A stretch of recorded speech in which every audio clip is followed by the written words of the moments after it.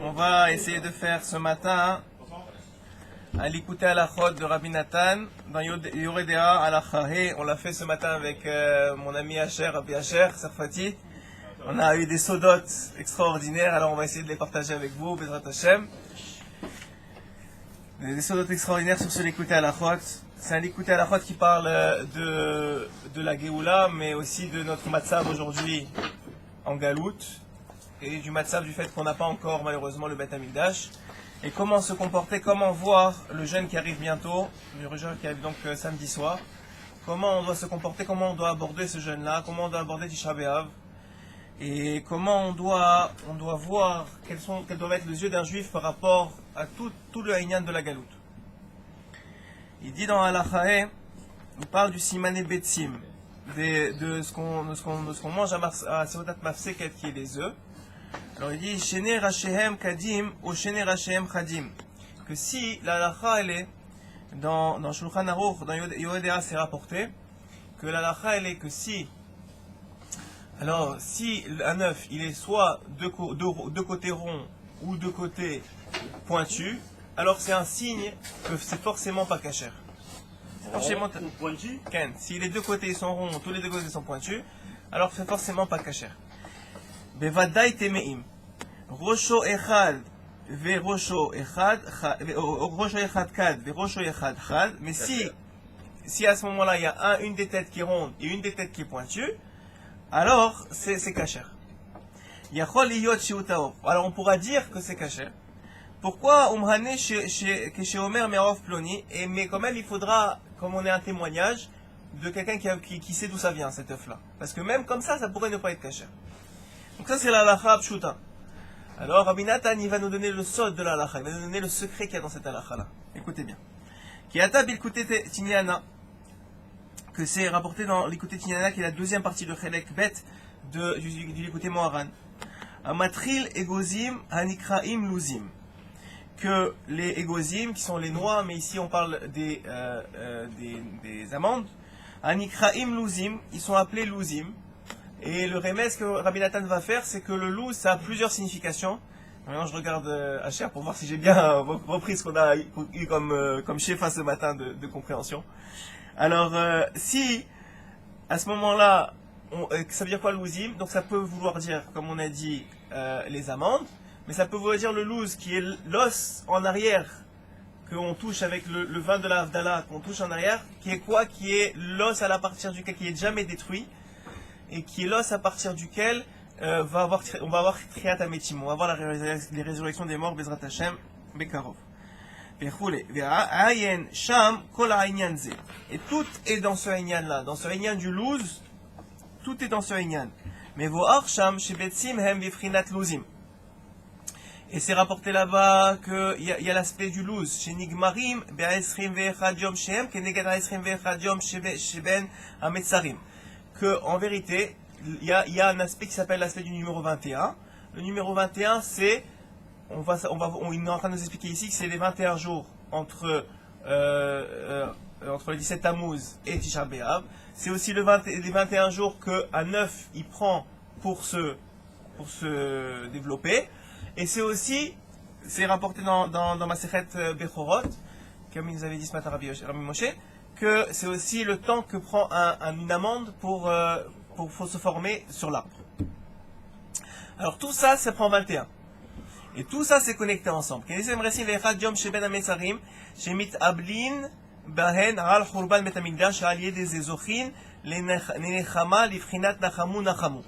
dit quoi?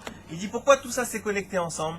Que le fait que on a cette destruction du Beth Amikdash qui a pris 21 jours, qu'on a ce louz, que le Triat Ametim ça va venir à partir du louz, et que cette amande là qui représente finalement qui a un remède au louz, c'est aussi 21 jours.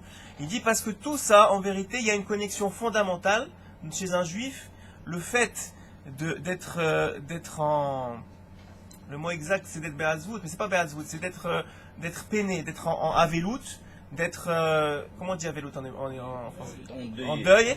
C'est indissociable, et je dis bien indissociable, avec le fait d'avoir une nechama, c'est-à-dire de recevoir une espérance. Dans quoi? Dans le futur et dans le fait que quoi?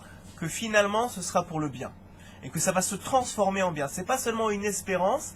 La Nechama, elle vient du fait que tu es convaincu que ça va arriver pour le bien. Comme c'est rapporté dans la Gemara, que Rabbi Akiva et d'autres Tanaïm sont arrivés après la destruction du Beth Amikdash, sont arrivés à l'endroit du Kodesh HaKodashim et ont vu un renard sortir.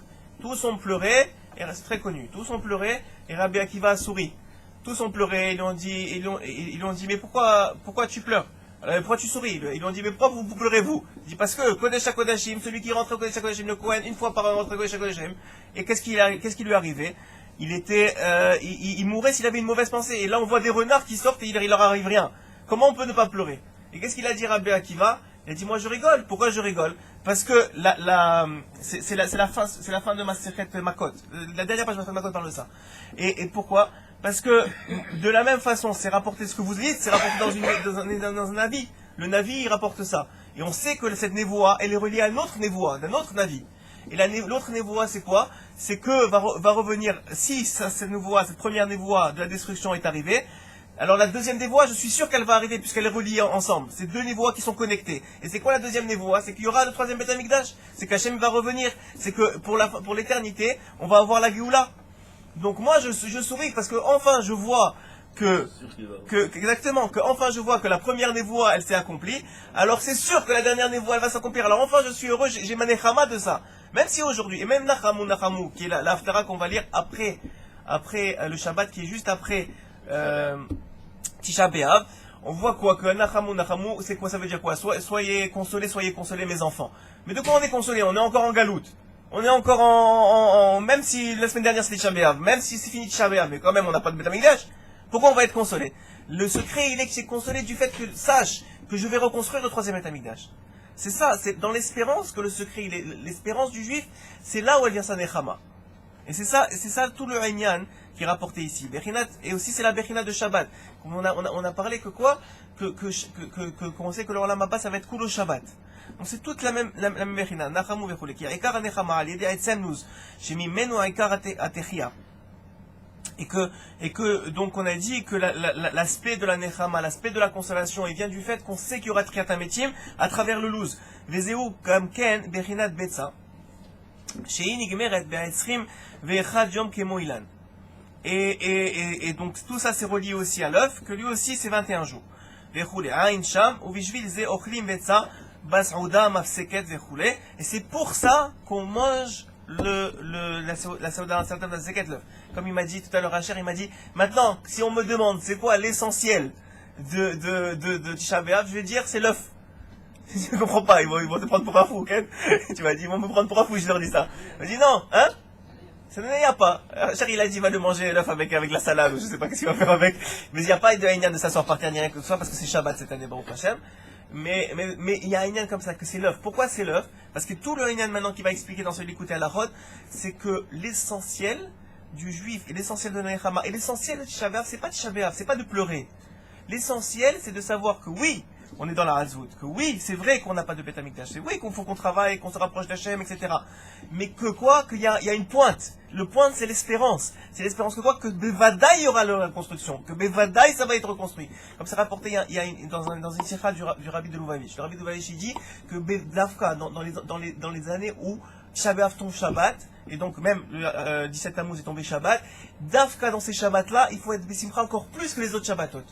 Que Davka dans ces Shabbats-là, il faut chanter plus, il faut être plus de Simcha. Pourquoi?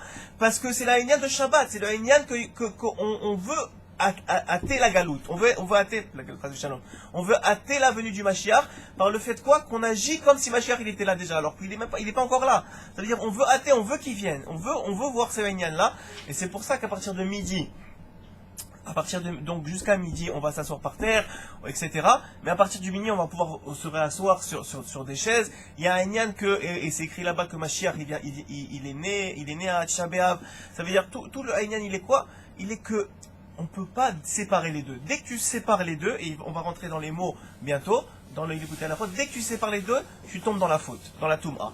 Soit que tu sais que tu es coulo, comme il a dit, que les œufs, ils sont tout ronds, ou soit qui sont tout pointus, on va expliquer ce que ça veut dire.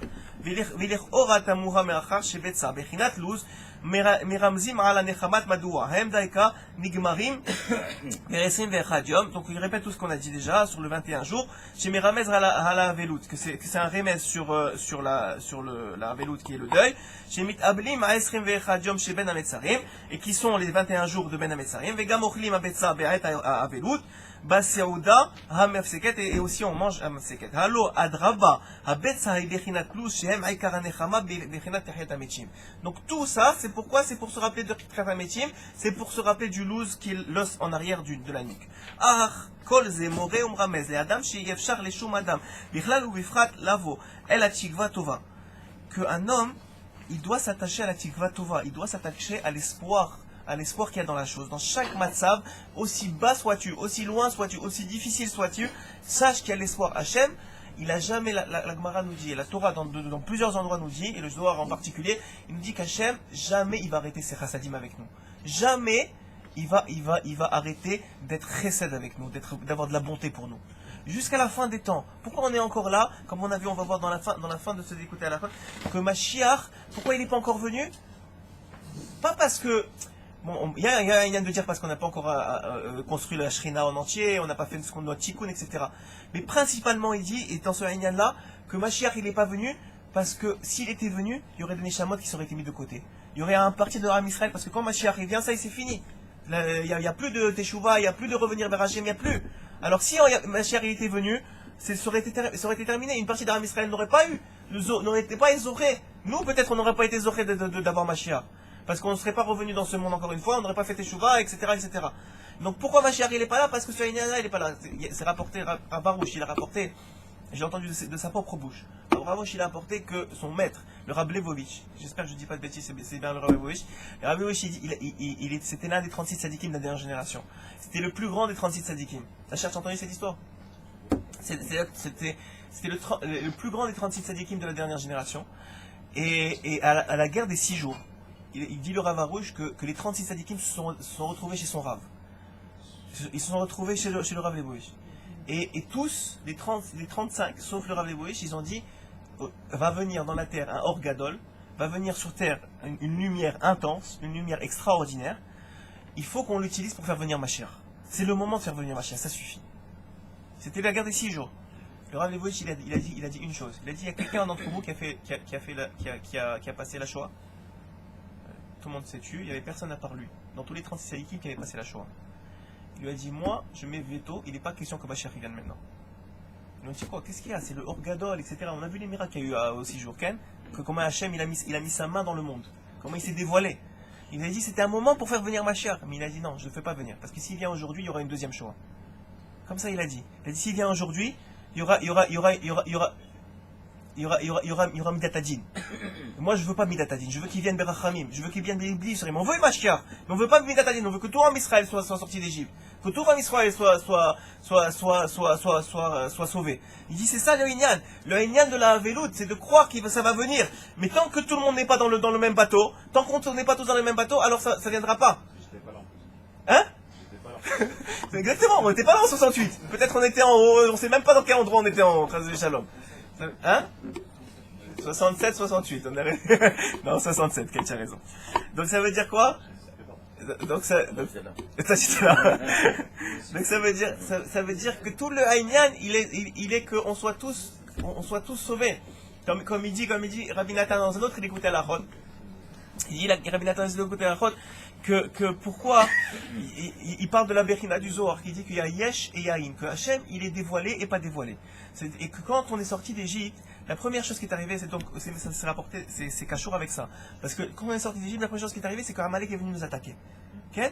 Et qui l'a attaqué? Dafka, il a attaqué les faibles, ceux qui sont en arrière. Ceux qui sont en arrière. Ça veut dire quoi? Les Neshamot qui sont faibles. Qui sont nous aujourd'hui, faut être franc, hein, à part les grands tzadikim de la génération, tout le reste on est faible. Et c'est pour ça que Rabbi Nachman dit, et Rabbi Nathan à la fin de ses Likutei Halachot, il explique que quoi? Que c'est pour ça qu'aujourd'hui on peut pas en mettre trop sur les gens. On peut pas être trop sur eux. Il faut être, comme on a dit la dernière fois, on a dit qu'on peut pas faire des remontrances trop fortes, trop 1 à 1. Pourquoi? Parce que dans notre génération, on est des chameaux qui sont faibles. On est la fin du camp de Am Israël. On est les dernières générations, on est la fin du camp, on est les plus faibles. Et qui d'Afka Amalek il vient pas chez les forts. Il vient pas chez ceux qui se réveillent la nuit et qui étudient toute la journée et qui est tout le temps à la Torah. Lui, il peut pas l'attaquer. Mais là, il nous attaque nous qu'on a le doute. Est-ce que aujourd'hui c'est difficile, demain c'est pas difficile. Aujourd'hui je me suis pas réveillé, demain je tombe dans la faute. Et j'étais en train de voir des films il y a un an, j'ai arrêté, maintenant je recommence, j'arrête pas, je monte, je descends, je monte, descends. C'est ça Amalek. Amalek toute la journée. Mais tu y arriveras pas, tu verras, tu y arriveras pas, tu verras, tu y arriveras pas. Ça c'est Amalek. Tout le Haïn dans Amalek, c'est ça. Alors il dit ici, il dit là-bas, excuse-moi, dans l'écouter à la faute, il dit qu'est-ce qui est arrivé? Il nous a envoyé Amalek. Amalek est venu. Et pourquoi il est venu d'Afka? Parce que Am Israël ils se sont plaints. Quand ils ont eu faim, etc., ils ont dit Im yesh im aïn. Est-ce que Hachem il est là ou il est pas là? Rabbi Nathan là-bas il lui pose la question, il dit je comprends pas. C'est d'Ordéa, ils viennent de sortir d'Égypte, ils viennent d'avoir les 10 plaies. Comment tu peux demander est-ce qu'Hachem il est là ou il est pas là? C'est pas possible de dire ça. Ils ont vu Hachem. C'est tout, même la Chifra qui était dans la mer, elle a vu Hachem. Comment tu peux dire maintenant Hachem il est là-bas là? Il dit Rabbi Nathan, non, c'est pas qu'il est là ou il est pas là. Est-ce qu'avec nous maintenant il va se comporter Begilui, ça veut dire de façon dévoilée comme il l'a fait en Égypte, ou est-ce qu'il va se comporter comme on le voit maintenant, comme caché, qu'on le voit pas, qu'on voit pas sa main? Et quand on voit pas sa main, c'est difficile parce qu'on est comme en galoute. Comme aujourd'hui, on est en galoute, on le voit pas. Alors ils ont demandé, Hachem, est-ce que tu vas être avec nous ou tu vas pas être avec nous? Qu'est-ce qui est arrivé à Amalek? Que quoi? Que Amalek, dans la question elle-même, il est venu nous attaquer. Il est venu nous dire, même en galoute, il est pas là. Vous oubliez Hachem, il est pas là. Et qu'est-ce que ça veut dire? Ça veut dire quoi? Ça veut dire que nous, notre travail, c'est de se rappeler que même en galoute, Hachem, il est là. Et Hachem, il est encore plus là. D'où on sait qu'il est encore plus là, il dit Rabbi Nathan. Il dit Rabbi Nathan, on sait qu'il est encore plus là, parce qu'en galoute, en galoute, qu'est-ce qui se passe? Hachem, il n'est pas dévoilé. Et on voit que quand Hachem, il est dévoilé, il y a un problème. C'est quand Hachem, il se dévoile complètement, comme ça a été le cas en Égypte. Alors à ce moment-là, il oblige l'homme à le reconnaître. Si maintenant Hachem, il te dit, moi, je suis là, et toi, tu fermes les yeux, dis-moi, tu es fou? S'il y a Hachem, là. Alors il est dit, si tu fermes les yeux, qu'est-ce qui est arrivé en Égypte? 1/5 du peuple a été décimé. Donc eux, ils n'ont pas vu Hachem. Donc ils n'ont pas voulu voir. Ils ont dit, je veux pas sortir. Mon cher Rabbeinu, je veux pas. Je veux rester ici. Hein? 1/5 qui est sorti. 1/5 est sorti. 4/5 ont été décimés. Moi j'ai été gentil. 4/5 ils ont été décimés. 1/5 sont sortis. Ça veut dire quoi? Ça veut dire que le fait que Hachem il s'est dévoilé, à travers les makotes, à travers les 10 plaies, ça a forcé le peuple à choisir. Tu sors ou tu sors pas.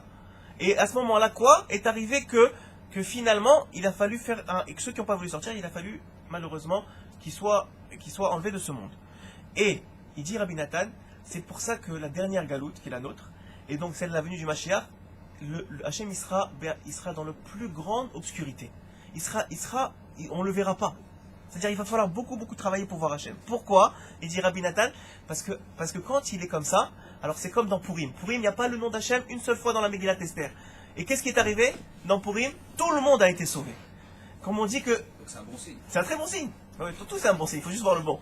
Ça veut dire c'est un très bon signe. Que dans Purim, on fait le Mishneh. Pourquoi on fait le Mishneh dans Purim et pas dans... pourquoi on fait le Mishneh dans Purim et pas dans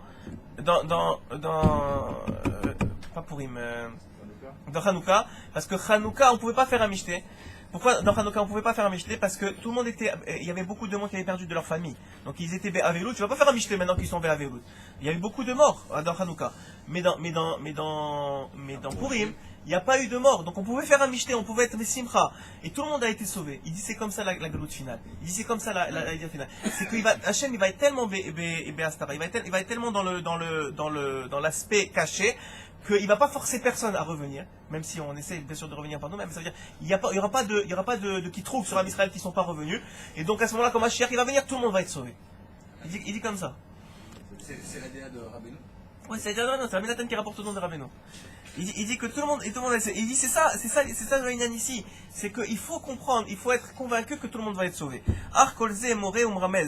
Les adam shi yefshar leshum adam bichlal ou ifrat lavo. Al tikva tova kiyim al yedei tsar. Que à travers le tsar. Et plus encore il dit ici. V'isurim umrirut gadol sheu bechinat avelut. Shemit aberim umitzta'arim ummarrerin al churban bet hamikdash. Que le fait qu'en vérité on ne peut pas arriver à la Géoula chez Lema, on ne peut pas arriver au bonheur total si on n'est pas passé par ce Sahara. Ce Sahara il est nécessaire. Ça veut dire quelqu'un qui n'a pas connu les difficultés, il ne peut pas connaître le bonheur. C'est ça qu'il est en train de nous expliquer. Quelqu'un qui n'a pas connu les difficultés, il ne peut pas connaître le bonheur parce que le bonheur, il ne se définit qu'à travers les difficultés. C'est l'antithèse des difficultés, c'est traverser les difficultés. Donc quelqu'un qui n'a pas connu les difficultés, il n'y a pas de bonheur. Qu'est-ce que tu veux? Et le gars, il est né avec une cuillère d'argent, à la fin de sa vie, il prend des drogues, à 21 ans, il prend des drogues, il fait n'importe quoi de sa vie. Pourquoi?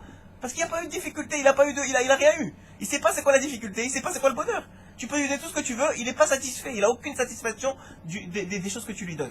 C'est quand même. On touche à la Emouna. Tout c'est que. Non, Akol, la- je te dis, Rabbeinu il a dit, Akol taloui baemuna. Tout est entre la c'est sur la Emouna Emouna. peut nous faire prendre des raccourcis vis-à-vis de tous ces Nisayon.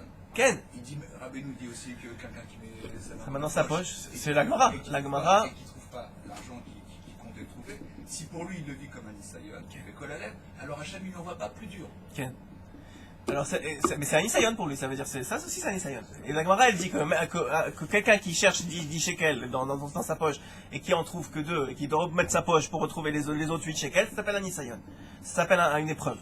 Qui n'envoie pas plus. Pour Ken, qu'on comprenne. si tu le prends, c'est-à-dire si tu comprends tout de suite le Nisayon, alors il t'envoie pas plus. Mais le écart, tu as raison, mais dans ce qu'il dit ici, Rabbi Nathan, il est que, il faut comprendre que quelqu'un qui reçoit des épreuves, des fois tu reçois des épreuves, et c'est évident que ça te touche. Des fois, quelqu'un il a un problème de parnassa. Quoi, c'est normal que ça le touche, c'est normal qu'il ne sait pas comment il va finir le mois, c'est normal tout ça, Ken, c'est normal. Mais le Haïnan, c'est quoi les lueurs d'espoir qu'on voit dans celui qui à la faute? C'est que Hachem, c'est parce que tout le monde croit, et c'est vrai, c'est-à-dire c'est un aspect de la Torah, que quand on reçoit des épreuves, c'est une question de punition, c'est une question, c'est pas que c'est une punition, mais c'est une conséquence de nos actes. Ça peut être vrai, mais il dit ici, la lueur d'espoir qu'il donne ici Rabbi Nathan, c'est que l'épreuve, elle est là parce que à la fin tu vas avoir du bonheur, et que si tu peux pas avoir le bonheur sans avoir l'épreuve. C'est ça qu'il dit. C'est dit que Hachem il veut te donner le bonheur, mais tu peux pas l'avoir. Comme il dit, il faut savoir l'apprécier.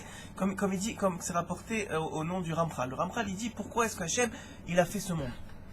Pourquoi? Puisque il dit, alors il répond, ce que Khamim répond, que c'est pour nous donner du bien. Alors il dit le Ramchal, je comprends pas. Tu veux nous donner du bien? Pourquoi on est dans ce monde? On est en train de souffrir, et c'est difficile, et on est en train d'être Be'atzvut, et on a des difficultés de Parnassa, de Shalom Bayit, etc. Mais amène-nous directement au Gan Eden si tu veux nous donner du bien. Qu'est-ce que tu nous fais passer par ici? Alors Khamim ils disent parce que l'homme, on lui donne que le bien, à la fin, il va avoir honte.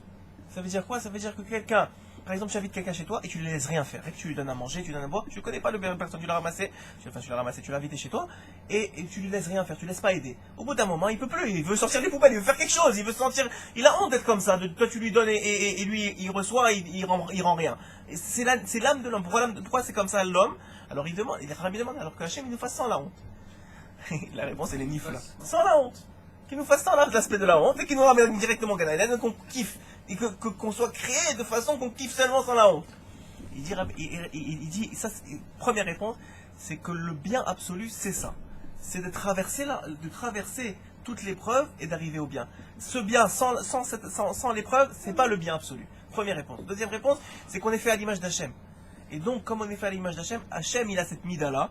Donc nous, qui nous sommes fait à l'image d'Hachem, on a cette mida-là aussi, on a ce trait de caractère-là aussi. C'est les deux réponses qui sont rapportées. Le trait de caractère que quand on nous donne et qu'on n'est pas capable de rendre, alors on a la honte. Un peu ce qu'avait fait Adam Rishon, de vouloir manger pourquoi. Exactement, c'est le Haïnan de Adam Rishon. C'est aussi le Haïnan de Adam Rishon que lui, qu'est-ce qu'il a voulu faire? Il avait tout dans le Gan Eden. Et il y avait un Haïnan que Adam Rishon il n'avait pas fauté. Que Adam Rishon, qu'est-ce qui arrive avec lui?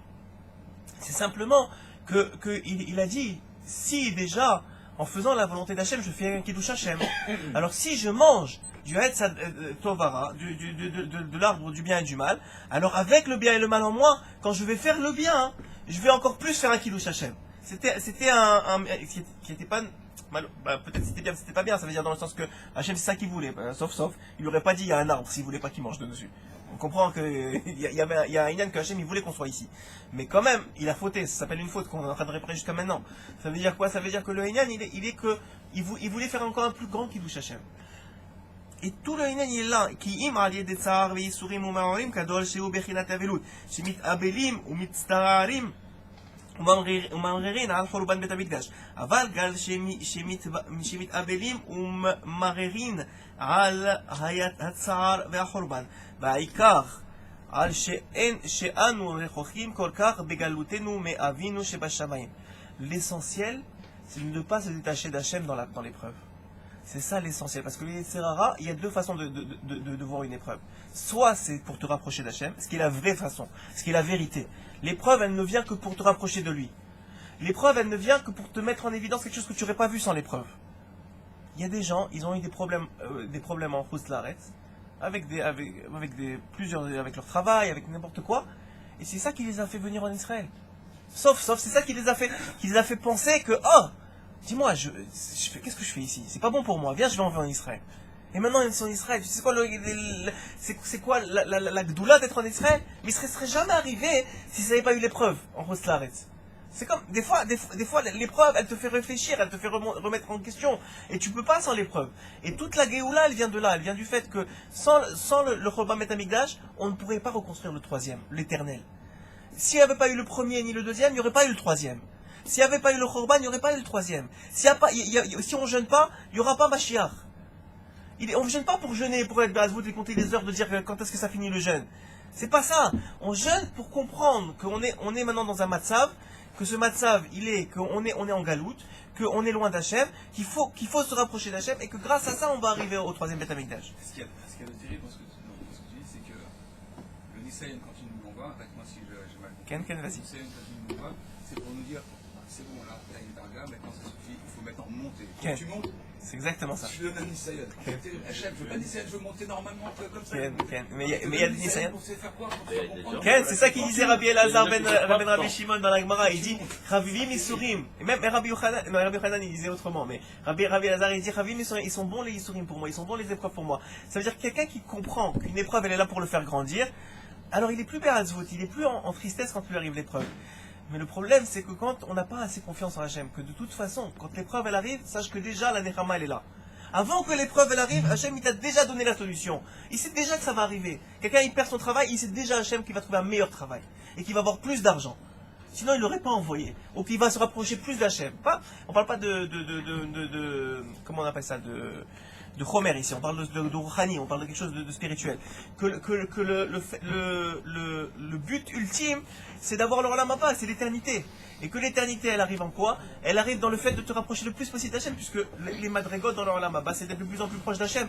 Donc un Yisurim ici, quelqu'un qui va avoir des Yisurim ici, qui va avoir des épreuves ici, qu'est-ce que ça va faire? Ça va faire qu'il va se rapprocher plus d'Hachem et qu'il va gagner pour l'éternité. Et c'est ça l'aspect de Nachamu Nachamu. Il faut toujours se rendre, se consoler. Grâce à l'espoir, que la fin elle va être bonne. Qu'on va sortir de la galoute avec une lumière extraordinaire. Qui chasde Hashem lotamnu. Parce que la Torah nous dit que les chesed d'Hachem, ils s'arrêteront jamais, ils s'arrêteront pas. Qui a qu'à mouvoir be'echa, comme c'est écrit dans Echa, qu'on va lire à Tisha B'Av. Dans Perek Gimel, c'est écrit Bimrirut hakina, shetzorek bekol mar'ani hagever ha'ani. Et shetzorek sham bemerut gadoloti. Que même quand on est dans une mare, dans une atzvut, qu'on est dans l'amertume, qu'on est dans une amertume qui est grande, et on est dans Marash Chora, exactement, Ishvi'ani vamrorim. Et quand même, on va arriver à la fin, Betor Kar, Betor Merirut. Dans ça, on va trouver Tsarakato, on va trouver la Nechama, on va trouver la Géoula. Menachem et Atzmo Beratzmo. Et il faut, tout le monde, il doit se remettre, il doit s'attacher à cette Nekuda-là. Que Moshe Katoucha va Omar Avad Nitzhi, Bechule, Zot Ashiv El Libi, Alken Ochil Chazde, Ki Lotamnu, Hadashim La Bekarim. Que tout ça, c'est ce Inyan-là, il est le Inyan de s'attacher à l'espoir, de s'attacher au fait qu'on va sortir de cette galoute-là. et que c'est sûr qu'on va sortir de cette galoute-là. C'est même pas une question, c'est sûr qu'on va sortir de cette galoute-là. Non seulement on va sortir de cette galoute-là, mais on va sortir tous ensemble de cette galoute-là. On va sortir tous ensemble de cette galoute-là. Tout la Nekuda qui est rapporté ici, c'est que Mashiach, il attend, il attend le moment pour que tout le monde puisse sortir comme un seul peuple. Et que tous, on doit se renforcer dans ce Tisha B'Av, que c'est vrai qu'on jeûne, que c'est vrai qu'on pleure sur le Choba Bet Hamikdash. Mais que pourquoi on pleure sur le Bet Hamikdash, on peut aussi sourire. Que quoi? Que le nouveau Bet Hamikdash va être reconstruit, et que cette Nekuda là du nouveau Bet Hamikdash là, c'est ça le but ultime. C'est la Nekuda de reconstruire Adam Rishon, c'est la Nekuda de réunir la Shrina avec Akadosh Baruch Hu, c'est la Nekuda que toute la fin, le sauf, tout va être pas pour le mieux, ça va être le mieux.